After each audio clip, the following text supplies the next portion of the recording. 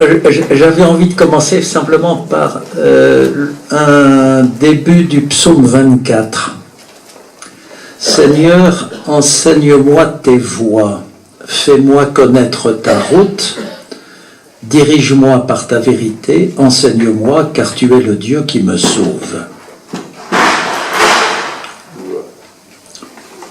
Voilà, alors j'y reviendrai sans doute tout à l'heure sur pourquoi je cite tout de suite cette phrase du psaume 24, c'est qu'elle nous renvoie à notre désir et à une situation spirituelle. Voilà. Suis-je dans ce désir d'entendre, de connaître, de recevoir, ou ai-je simplement envie de faire étalage de mes certitudes ? Voilà. Mais je n'ai pas vraiment envie de recevoir et d'entendre. Voilà. Et que du coup, ça me donne envie, pour parler du deuxième tour, de commencer par parler du premier tour. Voilà. Même si ça peut sembler hors sujet, mais voilà, je crois que c'est difficile d'échapper à la question du premier tour. Voilà. Il y a très peu de lieux dans le monde où il est possible de s'exposer devant d'autres en vérité. Voilà. Très peu. Ce n'est pas du tout évident. Le statut de la parole, le statut de la confiance, toutes nos questions d'image personnelle, de place à tenir, etc. Tout est en jeu. On est sans cesse en train de s'observer, d'être observé. On se demande quelle impression je donne. On a envie de maîtriser nos ressentis et nos attitudes en fonction d'un socialement correct ou d'un religieusement correct. Voilà. Nous n'avons que difficilement les mots pour dire en vérité nos expériences. Et dans le premier tour, il y a bien des manières d'échapper, en fuyant dans des idées, en triant parmi les points qui me paraissent présentables. Voilà. Accepter de livrer une tranche de son vécu à d'autres, c'est prendre un risque. Surtout celui d'être blessé à l'endroit où l'on a indiqué que l'on est vulnérable. Voilà. Et que peut-être intérieurement on se dit « j'accepte de parler et de me dire », mais à la condition, c'est sous-entendu, de ne pas être blessé, mais respecté. Or, quand le Christ se livre aux mains des hommes, c'est sans condition. Ça n'est pas à la condition de ne pas être blessé. Voilà. Et si je parle dans le premier tour, à la condition de ne pas être contredit, de ne pas être blessé, ça veut dire que je ne prends pas vraiment le risque de l'autre. Je ne prends pas le risque d'être sauvé par l'autre. Évidemment, dans le christianisme, nous savons que celui qui cherche à sauver sa vie la perd. Et donc, un second tour prend son sens si le premier est un vrai espace de parole confiée, livrée, sans savoir ce que cela deviendra, en espérant recevoir en retour de la nourriture pour poursuivre ma route. Voilà. Et donc, eh bien, il faut du temps pour progressivement exercer cette confiance. Voilà. Encore un petit point sur ce premier tour. Évidemment, chacun a préparé à l'avance ce qu'il a à dire, et du coup, il est vraiment disponible pour écouter chacun dans le tour de table, sans se préoccuper de ce qu'il va dire quand viendra son tour. Voilà, ça paraît élémentaire, mais c'est pas si simple que ça, de se dire « Oh, tiens, je vais un peu changer, tiens, je vais dire ça, tiens, en fonction de... » Non, non, on est disponible pour écouter, qu'on parle le premier ou le dernier, c'est pareil. À la frontière entre le prolongement d'un article de François Roustan Dans le hors-série qui est paru l'an dernier, dans la collection Christus, le hors-série qui s'appelle La place de l'autre, voilà, qui est, je trouve, un excellent hors-série comme mise en situation anthropologique. Voilà, comment nous avons à nous rapporter aux autres. Voilà. Alors, donc c'est à la frontière entre le premier et le second tour. Laisser exister l'autre, c'est lui permettre d'être lui-même. Ça veut dire, si j'entends qu'il a envie de s'enfermer dans un rôle, dans une fonction sociale, ben peu importe. Si c'est aujourd'hui et maintenant son souhait, je n'ai pas à forcer sa porte, à le contraindre à manifester le fond de sa personne. S'il veut se contenter aujourd'hui de parler de la pluie et du beau temps, ou de partir dans l'intellectualisme, de bavarder, j'ai à le laisser être ce qu'il désire. Déjà, à travers ses paroles, banales, surfaites, il dit quelque chose de lui-même. Son intonation de voix, ses gestes, ses accents. Voilà. Apparaît déjà sa complexité vivante. Et je m'efforce au moins de laisser être cette personnalité, être ce qu'elle est, sans comprendre, sans interpréter, sans réfléchir. Voilà. Si nous ne laissons pas l'autre et les autres exister, cela indique que nous avons nous-mêmes du mal à exister. Voilà. L'autre n'est pas une menace. Sa manière d'être ne me menace pas. Et je n'ai pas à tout de suite faire du bavardage ou des contre-avis parce que j'aurais peur de la manière dont il vit. Voilà. Et c'est vrai qu'il peut dire des choses que je vais prendre en plein fouet. Et que ceci peut venir ébranler mes propres bases personnelles. Voilà, apprendre à se taire. Voilà, c'est la première condition de toute rencontre. Non pas du mutisme, mais un accueil sans limite, voilà, qui peut se permettre soit une parole, soit un silence. Voilà. Pouvoir accepter de ne pas comprendre, de ne pas savoir, de ne pas connaître. Voilà. C'est aussi donner à l'autre l'occasion d'expérimenter quelque chose de l'amour créateur. Voilà. Il peut exister sans qu'un autre mette la main sur lui.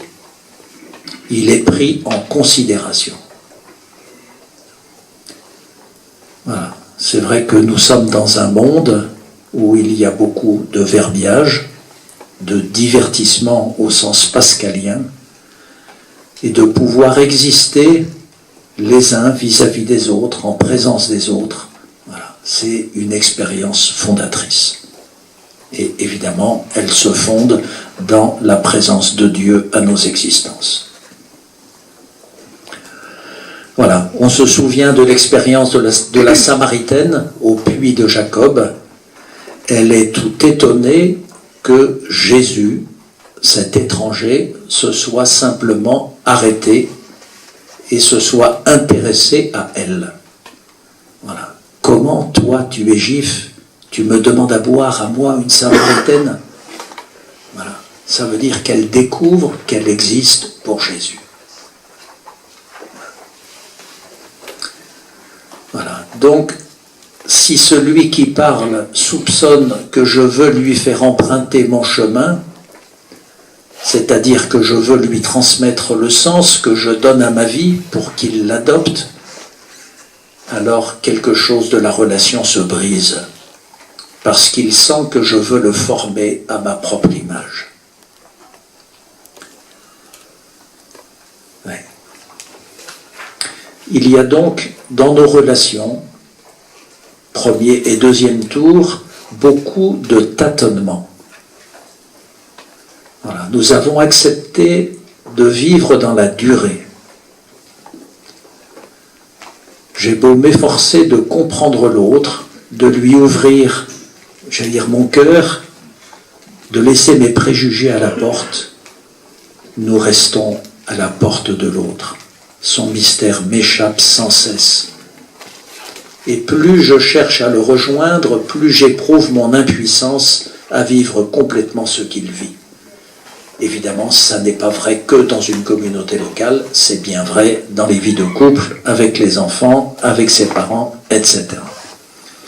Et toute communication établit un éclairage aussi bien vers lui que vers moi. Voilà. Quand je risque une parole à l'autre, je prends le risque d'entendre « mais tu ne m'as pas compris, mais tu ne m'as pas écouté ». Et je prends donc le risque d'être moi-même déplacé dans mes préjugés. Et c'est heureux. Et c'est heureux. Parce que si je ne les dis pas, je ne peux pas être déplacé. Et donc, oser dire une parole qui n'est pas ajustée et qui va permettre à l'autre de préciser son point de vue, ça me permet de mieux comprendre l'autre. C'est pas seulement une aide que je lui apporte, mais ça me touche en retour. Voilà, il faut souvent beaucoup de temps pour que les remparts édifiés entre nous puissent tomber. Voilà. C'est long d'accepter d'être modifié par le contact avec les autres. Voilà, j'allais dire, on préfère se dépenser corps et âme pour les autres, dans une générosité débordante. On a envie de leur donner tout ce que l'on est, plutôt que de renoncer à soi et à être soi. Voilà, d'accepter d'être déplacé, et non pas de déborder l'autre de tout le trop-plein qu'on a.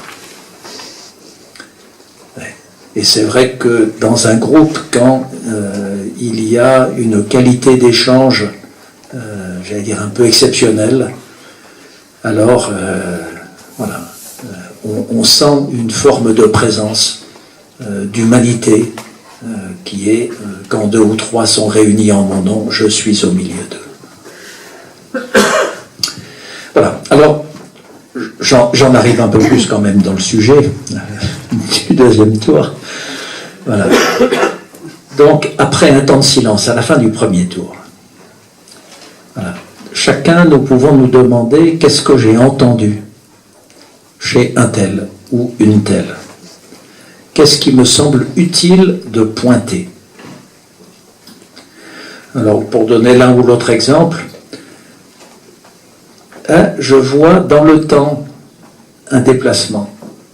Et cela, je pense que c'est utile de mettre le doigt dessus. Alors, pour donner un exemple tout simple, mais qui est, je trouve, très significatif de la qualité d'écoute qu'il peut y avoir dans une communauté locale, voilà, quelqu'un dit « Tiens, aujourd'hui, tu as parlé de ta maman.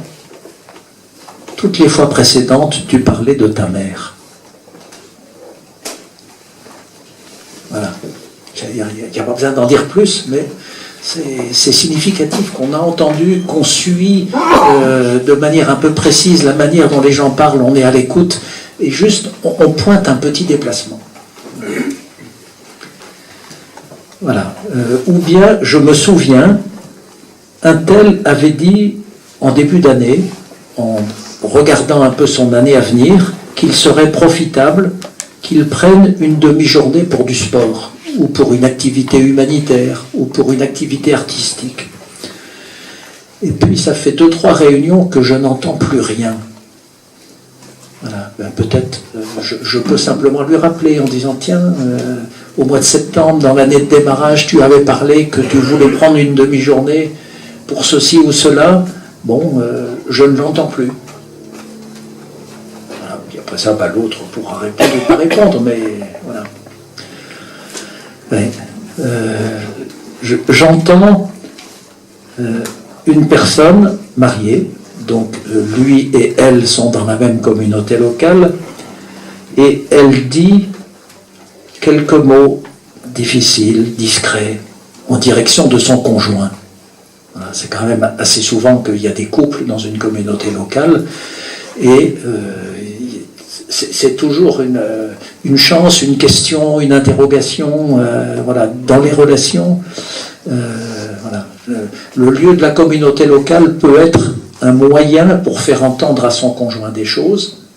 Ça peut aussi être le lieu d'une blessure en disant mais j'entends dans la communauté quelque chose que je n'avais pas entendu avant, pourquoi tu ne me l'as pas dit, ou je ne sais pas quoi d'autre. Enfin voilà, forcément il y a des choses qui se passent dans une vie de couple entre mari et femme.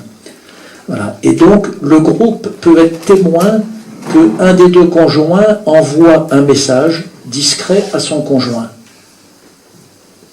et peut entendre ensuite dans la parole de l'autre qu'il y a, semble-t-il, une vraie surdité au premier message envoyé. Voilà. Alors, voilà. Dans le deuxième tour, voilà. Qu'est-ce que ça va être que d'avoir une parole ajustée ? Est-ce que je touche à l'intimité de ce couple ? Est-ce que j'essaie de faire entendre au deuxième qui a parlé, tiens, il me semble qu'il y a un message voilà, que peut-être tu pourrais entendre à travers la première prise de parole de l'autre. Enfin voilà, ça fait partie de... Voilà, quelle est l'audace de l'esprit qui est que dans l'amour et le respect, je vais me taire ou je vais parler. Et évidemment, ça a une histoire, c'est-à-dire, on voit bien comment le couple évolue, comment les choses se passent, voilà. Et voilà. Quand parler, quand se taire dans des situations comme ça. Le deuxième tour, il est sans curiosité. Ça, c'est sans curiosité. Il ne s'agit pas d'en savoir plus, parce que ça m'intéresse. Alors que ce soit du détail, tiens, j'entends que tu fais du sport, tu peux me dire dans quel club tu vas, parce que, tiens, je vais peut-être m'inscrire, ou bien, tiens, apparemment, tu as fait ceci, tu pourrais me donner la recette, tu pourrais... Le deuxième tour est sans curiosité. Il est respectueux, il permet d'exprimer une compassion. Il n'est pas exactement une empathie. C'est-à-dire, je n'ai pas à coller à la souffrance de l'autre. Il n'est pas non plus le moment où je donne des conseils. Si j'étais toi, je ferais ceci ou je ferais cela. Ou bien croisant mon expérience. Ça va passer, ou etc. Enfin, voilà. Non. Et c'est pas non plus une accroche pour raconter un souvenir anecdotique, en disant « Tiens, tu me fais penser à ça », puis hop, j'ai complètement quitté le terrain de l'autre et je me mets à parler de moi. Voilà. Par contre, je peux dire combien ce que j'ai entendu m'interpelle. Rappelle pour moi des souvenirs importants, combien ça me touche. Voilà. C'est un moment où je suis appelé à dire une parole sans calcul, sans manipulation, qui autorise un déplacement, un changement de regard, pour lui et pour moi. Voilà. Et dans l'interpellation, il peut y avoir des suggestions d'exercice, c'est-à-dire d'essayer d'aider celui qui a parlé dans le premier tour à se mettre en situation où il va s'exercer. Tiens, as-tu pensé à telle manière de voir, à telle... voilà, que l'autre puisse poursuivre en se disant, tiens, c'est vrai, je n'avais pas pensé à telle possibilité. Voilà. Nous sommes pour chacun un autre. Et à ce titre, nous sommes une image de l'autre, le tout autre. Voilà. Nous sommes sacrement du frère les uns pour les autres.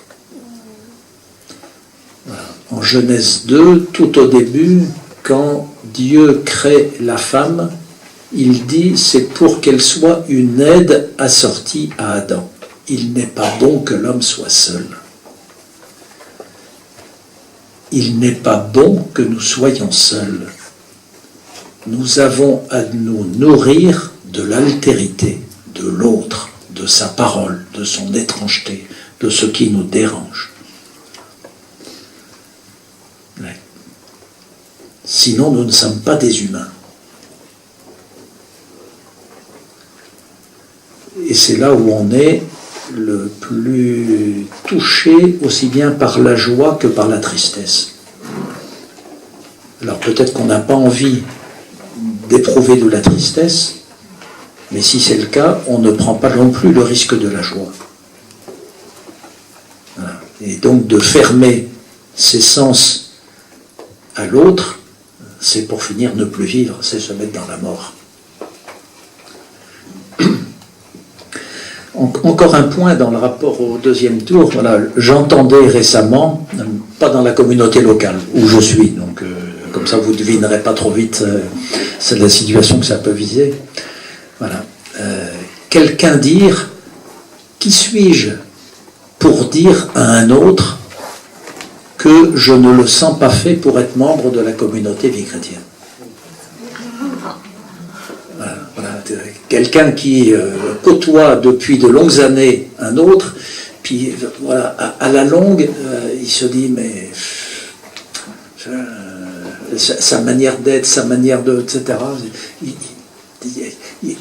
il n'est pas en phase avec l'expérience de qualité de parole qu'on a envie de vivre, de se livrer, et il est toujours soit dans les idées, soit dans la représentation, dans le religieusement correct, et que voilà, on n'est pas là pour ça, quoi. Voilà.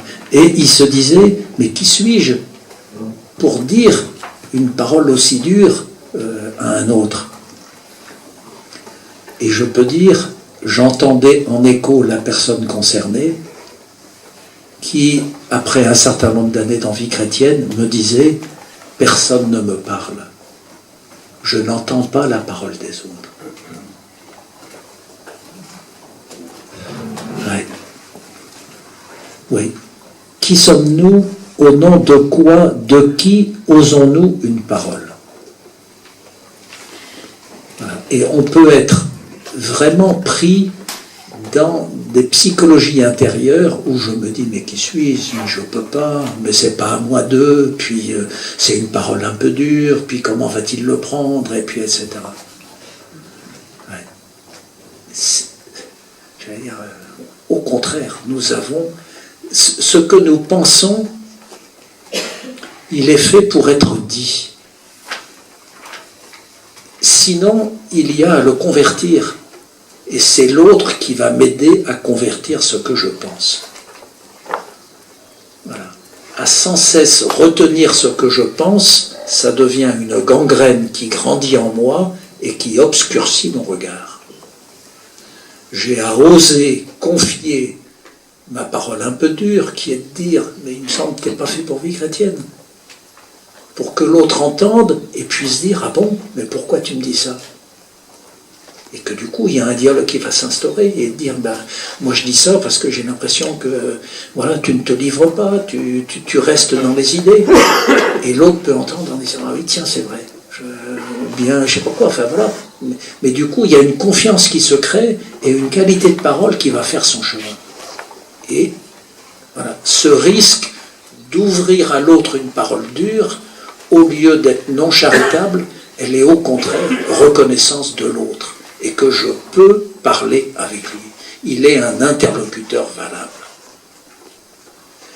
Et d'avoir une parole mal ajustée dans le deuxième tour, c'est la chance de continuer à parler. On ne peut pas tout de suite dire une parole magnifique qui va être pile poil, sans aucun, etc. On rêve d'une perfection qui n'existe pas. Nous sommes des êtres dans l'histoire, et c'est la succession de nos paroles qui, pour finir, fait sens. Et la vie de l'autre se dévoile dans l'histoire.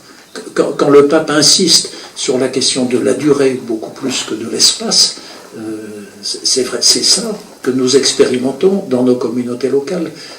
On fait mémoire progressivement de ce qui s'est dit 2 ans, 3 ans, 4 ans, etc. Et on relie un fil et on se dit quand même, je suis témoin de belles vies quand même.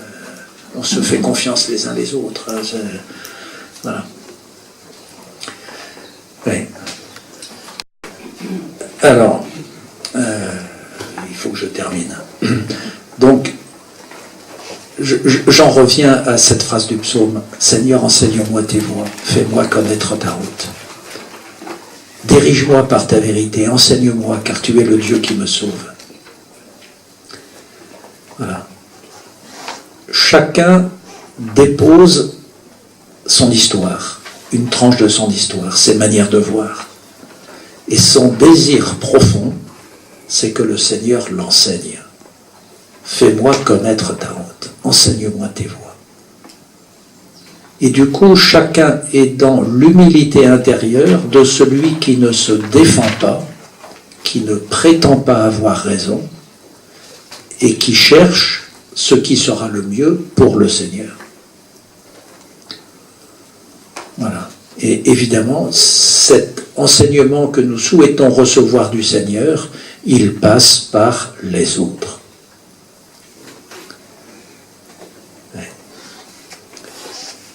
Voilà. Le tout autre, le Seigneur, il est toujours dérangeant. Il nous libère de nos attachements désordonnés. Il est celui qui nous fait sortir de l'esclavage. Et il est toujours en train de nous interroger là où on voudrait s'enfermer et se protéger. Donc la parole de l'autre, dans les communautés locales, vient sans cesse être le salut les uns pour les autres. Elle vient sans cesse re-questionner notre volonté propre. Ça veut dire, on a tellement envie d'avoir raison, on a tellement envie de... Ouais. Et qu'en fait, voilà, nous avons à vivre dans...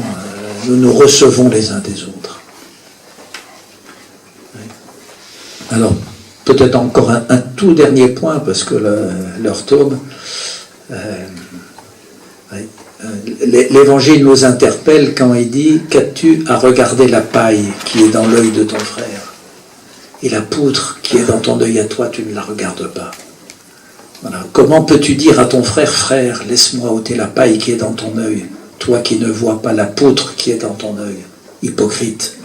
Ôte d'abord la poutre qui est dans ton œil, et alors tu verras clair pour ôter la paille qui est dans l'œil de ton frère. Voilà. Et au nom de cet évangile, on pourrait du coup ne plus parler. Voilà. Alors, ça veut dire le deuxième tour, ça n'est pas une question de paille à dire à l'autre.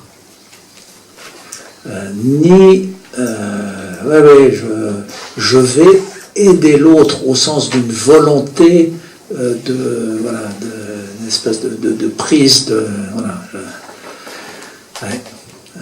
celui qui a parlé, je présuppose qu'il a le désir d'être sauvé. Mais la parole du deuxième tour ne vient pas d'une condescendance, d'une assurance, d'un savoir, d'une position dominante. Elle vient d'une fraternité, où l'on sait que l'on est plus grand pécheur que l'autre. Parce que, effectivement, la poutre qui est dans mon œil, j'ai une forte conscience du pardon, de la miséricorde, de la libération que j'ai reçue. Et c'est uniquement en ce nom-là que je peux parler à l'autre. C'est au nom de ma pauvreté, et non pas au nom de ma richesse. La poutre que j'avais dans mon œil, je ne pouvais l'enlever tout seul. J'ai accepté qu'un autre me l'ôte.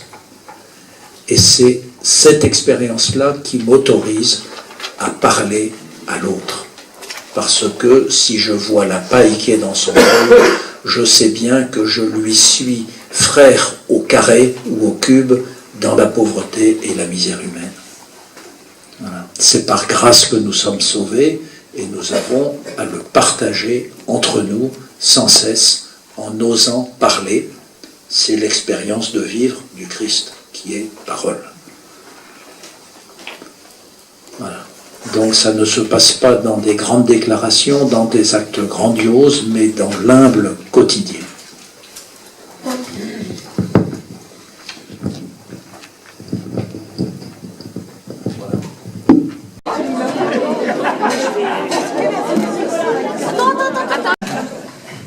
J'ai entendu au début que j'ai été touchée par ce qui était dit. Si j'entends quelqu'un reste dans le bavardage, etc., je le laisse faire.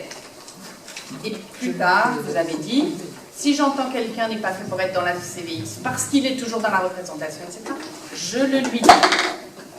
Et je dois lui dire par charité. Donc, comment ça se combine ces deux choses? Une question de... Voilà, en mon âme et conscience, qu'est-ce que je pense que je dois dire? Et qu'on est sans cesse traversé par des sentiments, qui est « Oh non, non, non, qui suis-je » ou bien mais ma parole risque d'être un jugement, je vais me taire, ou ça va peut-être lui passer, ou je sais. Et nous sommes tous livrés à cette question de « je parle ou je parle pas ». Qu'est-ce qui est ajusté? Alors, le premier temps indispensable, c'est il faut absolument que je laisse parler l'autre. Ça veut dire, il m'agace, il ne répond pas à la question, je ne sais pas quoi, je le laisse parler. Il doit aller au bout. Mais une fois qu'il est allé au bout, alors, après, je dis quoi? Voilà. Je parle tout de suite, je vais attendre la réunion suivante, voilà, c'est ouvert à notre discernement. Et notre discernement, il est, quel est le cœur qui m'habite? Et j'ai essayé de dire en particulier, quand on est chrétien, on est souvent un peu compliqué sur la question de la fausse humilité. Voilà. C'est-à-dire, on est souvent quand même à se faire des tortures à l'intérieur et à ne pas oser parler au nom de ce qui semble charitable et qui pour finir ne l'est pas. Parce que ne pas oser parler, c'est souvent ne pas considérer l'autre comme un interlocuteur valable, comme quelqu'un qui va pouvoir entendre ma propre fragilité, mon propre méandre, etc. Voilà. Et que je suis toujours en train de me soupçonner, je vais parler de ma hauteur et ma parole va être un jugement. Ben oui, mais bon...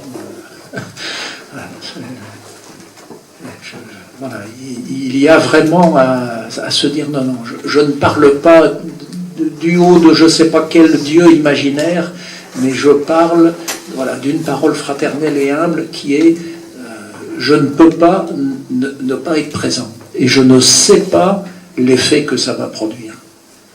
Et si ça produit une colère, ça produit une colère.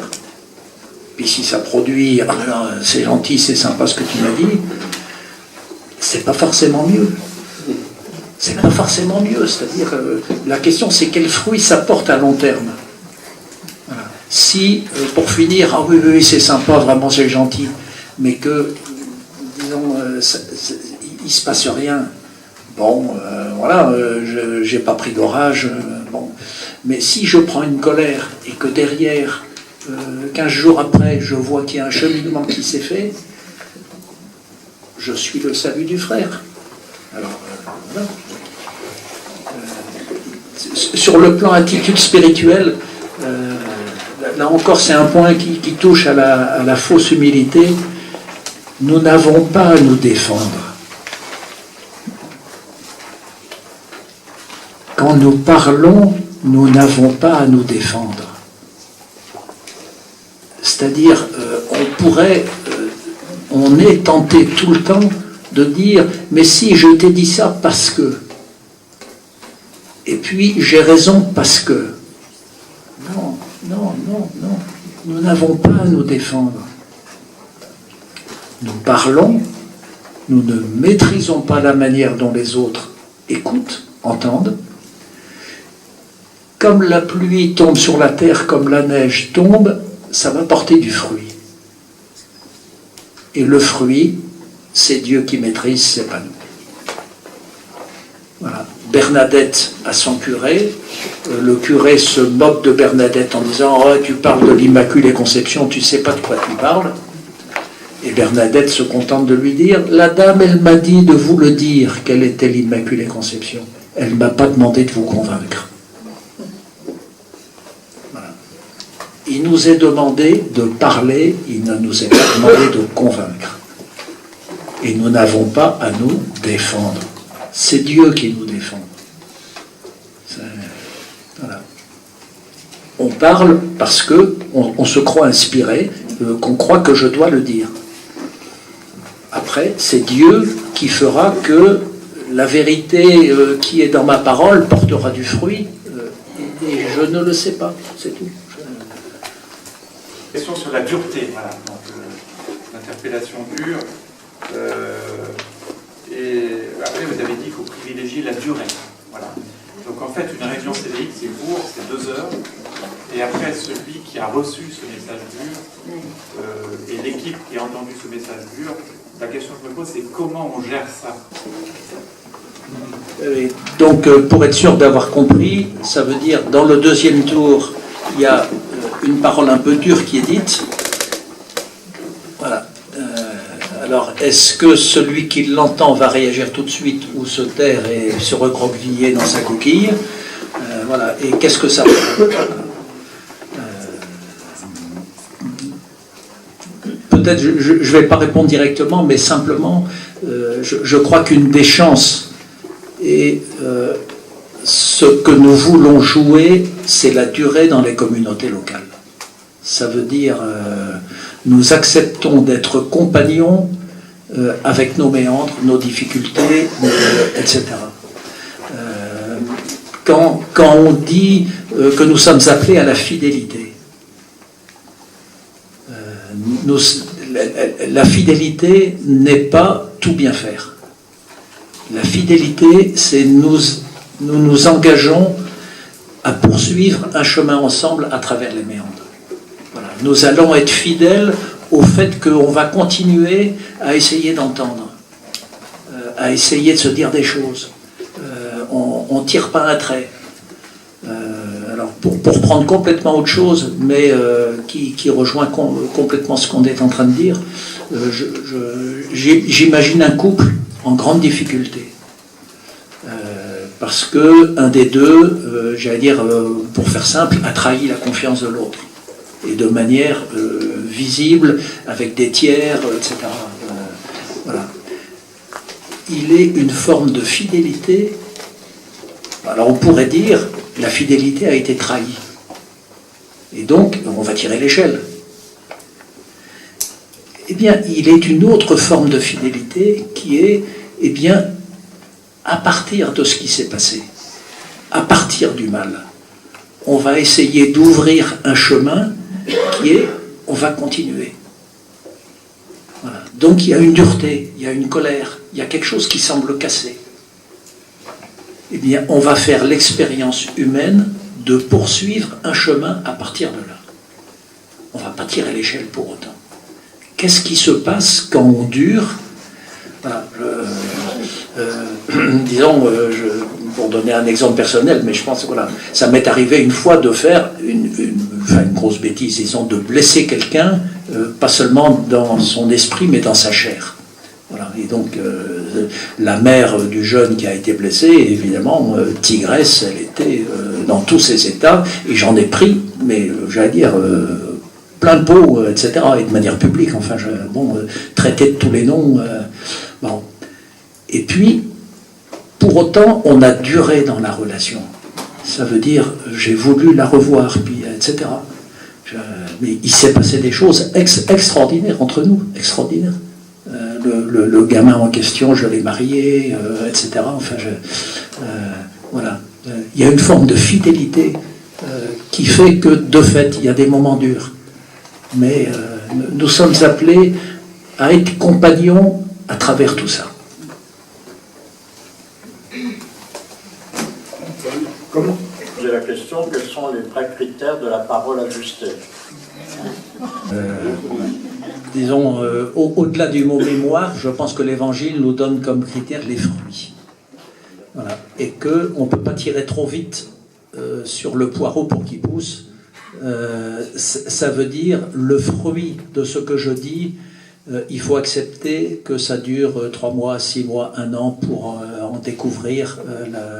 Voilà. Et que nous restons toujours à la sortie d'une réunion dans la fragilité de la parole confiée, sans certitude d'être du côté de la volonté de Dieu, mais dans la foi, c'est-à-dire dans une espèce de confiance paisible que, à partir de tout ce qui s'est fait, Dieu va faire son beurre et il y a des fruits qui vont naître. Je ne les sais pas, je n'ai pas à les maîtriser, je n'ai pas à être satisfait de ce que j'ai dit. On ne sort pas d'une réunion satisfait. On peut par contre sortir d'une réunion dans la joie. Dans la joie parce que j'ai vu des fruits à travers la durée et qu'aujourd'hui, ah oui, là je sens que quelqu'un est en train de naître, est en train de passer d'une étape à une autre. Et ça, c'est formidable. Quand on est témoin d'une naissance, c'est magnifique. De ne pas comprendre ce que l'autre nous livre, et en fait cette difficulté quand l'autre est dans un espèce de double langage, où il se donne un rôle, on a l'impression d'une fonction qui est assez forte, et donc on a l'impression qu'il y a un premier langage et un autre qui nous dit autre chose. Et donc, en fait ma question c'est finalement, qu'est-ce que je dis? Je dis de moi, je dis de lui, on a l'impression que l'autre nous pose question, nous adresse un langage, jusqu'où, en quelque sorte, j'ai le droit de mettre des mots sur son propre langage. Oui. Alors, disons, enfin, c'est normal, à travers ce que vous dites, les choses sont ambivalentes, c'est-à-dire d'un côté, vous démarrez sur la question comment tenir dans le ne pas comprendre, et tout de suite après, vous évoquez des pensées qui vous traversent, qui montrent que vous avez quand même compris une partie des choses de l'autre. Voilà. Et qui nous demande à la fois peut-être de ne pas trop... Il nous supplie de ne pas comprendre. Et que quelque part, tout en nous disant quelque chose d'autre en même temps. Oui, mais c'est là où je dis l'ambivalence, c'est-à-dire tenir dans le ne pas comprendre, c'est je ne comprends pas. Et je ne peux pas, en même temps, interpréter le langage de l'autre et dire c'est un langage double et il me dit ceci, mais cela, ou etc. On ne peut pas être des deux côtés en même temps, quoi. Alors, pour donner l'une ou l'autre expérience, ça m'arrive d'accompagner un certain nombre de gens. Il y a des gens où je ne comprends rien, mais rien de ce qu'ils me disent. Ça veut dire ils ont des manières de vivre, ils ont... Je comprends pas. Mais vraiment, je ne comprends pas. Ça veut dire religieusement, la manière dont ils prient, dont ils organisent leur vie, dont ils ont des relations, etc. C'est tellement loin de tout ce que je suis, de mes repères, etc. Et puis, ça dure. C'est-à-dire, c'est pas pour ça que je vais arrêter de les accompagner. Les personnes reviennent, et visiblement, ça porte du fruit. Et je continue à ne pas comprendre. Et ça n'a pas d'importance. Et ça n'a pas d'importance. Ça veut dire, pour revenir à la question précédente, c'est je ne suis pas dans la satisfaction de ce que je lui ai donné un bon conseil, ou je l'ai bien écouté. Je suis dans une position où je suis là. Vraiment, j'essaye d'écouter tout. Et puis, j'essaye de dire quelques mots pour montrer que j'ai vraiment écouté. Donc, comme j'ai du mal à comprendre, je reformule. Et l'autre sent que, voilà, il y a bon. Et c'est bien comme ça. Et à partir de la fois suivante, je vois bien qu'il y a des fruits, qu'il y a des choses qui se sont passées. L'autre me reste complètement un inconnu. Et sans doute, c'est bien pour moi. Pas seulement pour la personne que j'accompagne. Au sens où de tenir dans ce non-comprendre, dans ce non-saisir, il y a quelque chose de la chasteté. Il y a quelque chose de la chasteté. Voilà.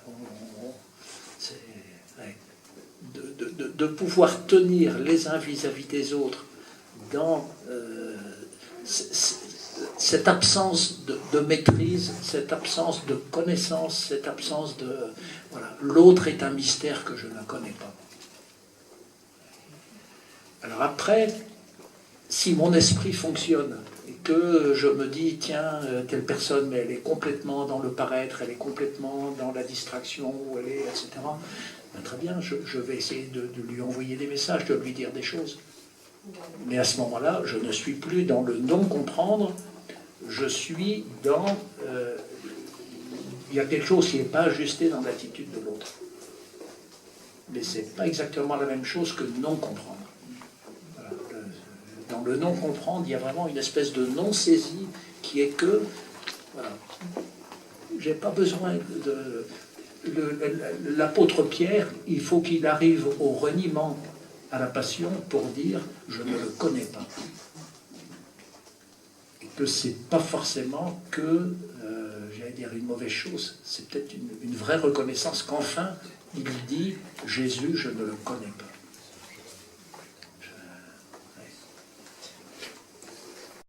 Dans le cadre d'un second tour, qu'est-ce que je vais dire à cette personne ?